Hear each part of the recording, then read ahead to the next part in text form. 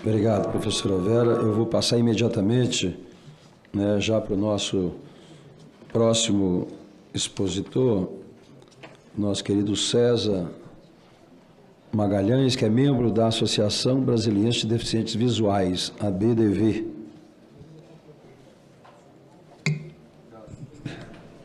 Oi. Senador, eu peço um pouquinho de paciência da mesa e dos convidados, que hoje eu vou fazer uma leitura sombreada.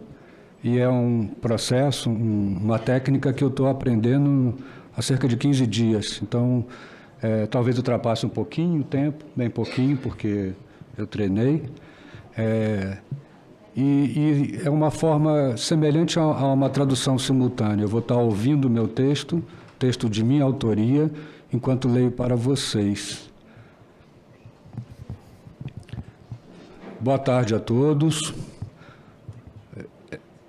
Vou fazer primeiro minha autodescrição.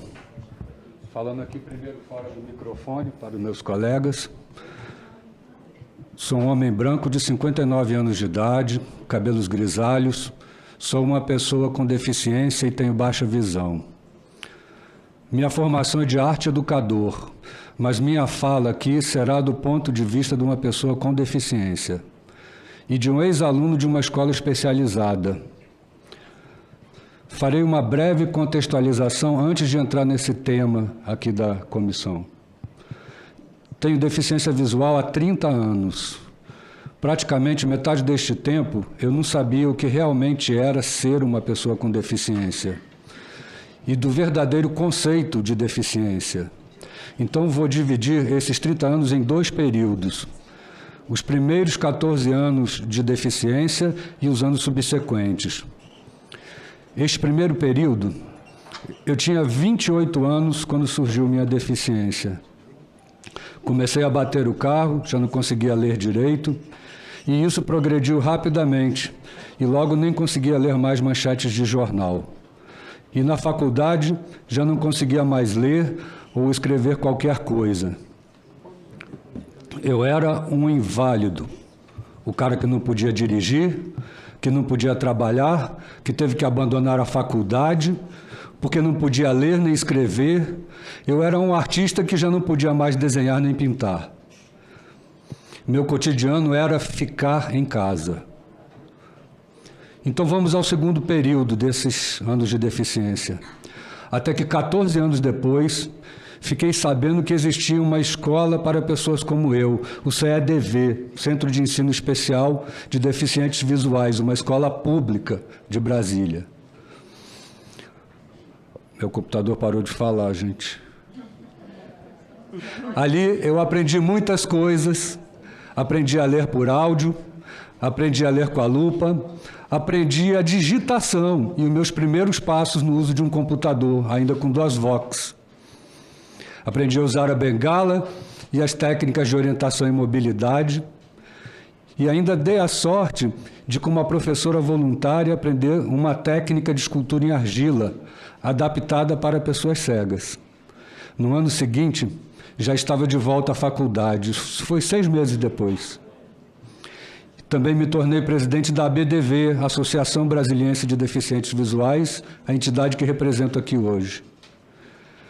E as minhas esculturas, junto com as esculturas dos meus colegas, ganharam muita visibilidade naquela época. Fizemos tantas exposições em tantos lugares, inclusive aqui no Senado, que não lembro nem dá para contar. Também na faculdade que eu havia abandonado, me destaquei como aluno, retornei, me destaquei e me formei. Fui o criador e o coordenador do Programa Educativo Brasília Tátil, um projeto que me orgulho muito e que ganhou reconhecimento e respeito de todos. Fui conselheiro de Direitos Humanos aqui no DF por várias vezes e me tornei o militante que sou hoje. Hoje, inclusive, sou um dos conselheiros do CONAD, o Conselho Nacional das Pessoas com Deficiência, onde represento uma entidade nacional, a Retina Brasil, que também me orgulho. Então, esse foi o segundo período desses meus 30 anos de deficiência. Será que sem a passagem por aquela escola eu estaria aqui hoje? Dito isso, vamos então para o tema da audiência. De que instituições estamos falando? Eu contei essa minha história para que as pessoas reflitam, justamente para fazer um paralelo entre aqueles 14 anos de deficiência anteriores à passagem por um centro de ensino especial e os 15 anos que vieram depois, até os dias de hoje. Só para contextualizar de que instituição estamos falando. Estamos discutindo o papel e a situação de escolas, não de manicômios. E aí cabe uma reflexão conceitual. Qual desses dois momentos se aproxima mais do seu conceito de inclusão? Qual o verdadeiro conceito de inclusão?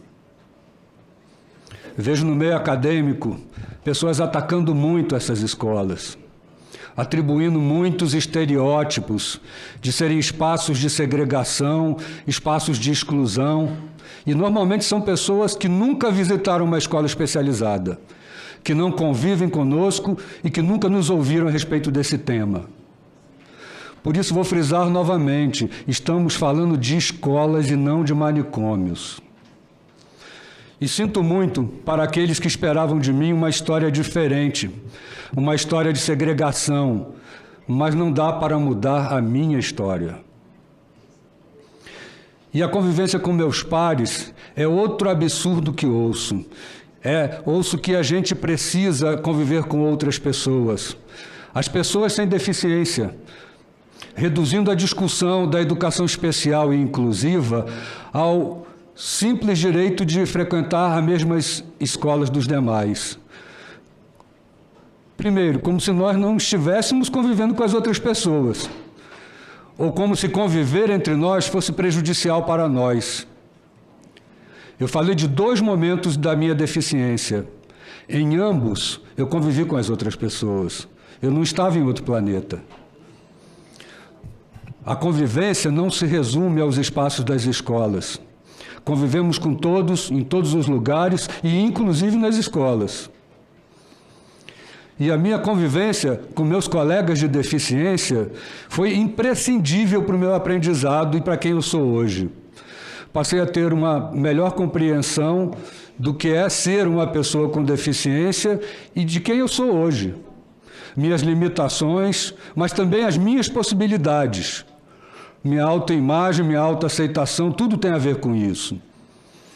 Aprendi muito com meus pares e aprendo até hoje, inclusive a técnica que eu estou usando aqui para ler.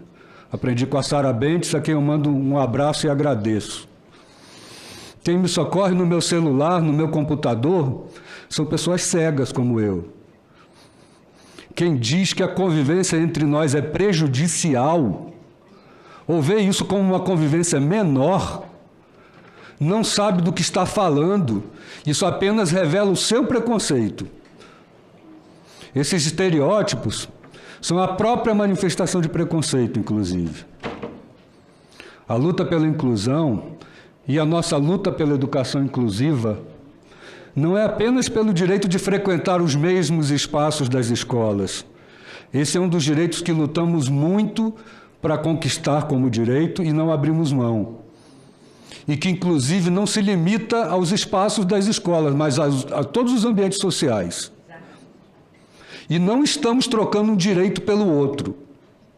Continuamos lutando pelo direito de aprender, e não só os conteúdos gerais oferecidos a todos os alunos, mas também os conteúdos específicos relacionados à nossa deficiência. Pois não existe inclusão se não houver equidade. Eu vi isso hoje. E equidade não é tratar igual os que são diferentes. Existem lacunas na política de educação e nós lutamos para que todas as escolas sejam inclusivas. Mas as escolas não são caixinhas onde se colocam as pessoas. São espaços de aprendizado. E, no nosso caso, não dá para ignorar as necessidades específicas de cada deficiência e de cada aluno, inclusive. Senão, seremos apenas estatísticas de matrícula nas propagandas de governo. Existem muitas lacunas sobre esse assunto e uma delas eu venho repetindo, e sempre sem resposta. A questão da educação dos cegos adultos, que seguramente são a maioria das pessoas cegas, que ficam cegas no decorrer da vida e não nascem cegas. Estamos falando da grande maioria deste público, segundo os próprios dados da OMS. E desde 2008 eu questiono sem resposta. O que está previsto na política de educação para este público? E aí eu abro um parêntese. Na política pública do DF, eu fui atendido como adulto, mas aqui nós somos exceção. Concluindo, faço um elogio a esta comissão pela iniciativa de se visitar escolas inclusivas e escolas especializadas e principalmente pela abertura desse espaço de escuta das pessoas com deficiência. Muito diferente de outros que saem criando estereótipos e preconceitos, decidindo o que é melhor para nós sem sequer ouvir a gente.